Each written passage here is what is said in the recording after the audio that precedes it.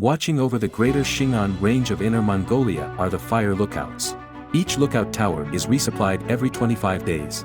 The dirt road to each tower is long and winding. After it rains, resupplying can be challenging. The year before last, the rain was quite heavy. The road washed out. Supply trucks couldn't make it up.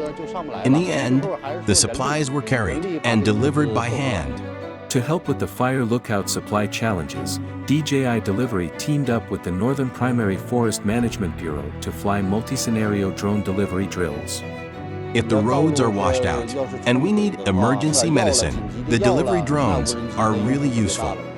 Besides resupplying the fire lookout towers, a key focus is rapid delivery to live fire frontlines. Over the past 2 days of testing, drones flew from the takeoff point to destinations over 7 kilometers away, transporting equipment smoothly.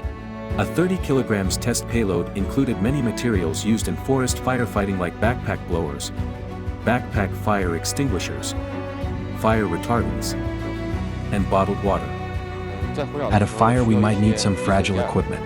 The drone can bring it there quickly and safely.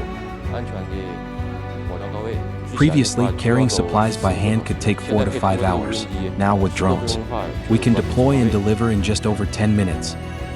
For delivery across long distances in complex forest environments, DJI offers a range of solutions. Drones paired with a relay can overcome obstacles and strengthen signals. In addition, the Waypoint automatic cargo release function ensures successful delivery, even in remote forests where there is no signal.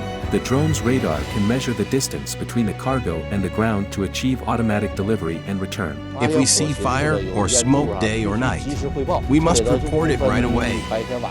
It's not easy to be a fire lookout. DJI Delivery can provide logistical support to help protect the forests.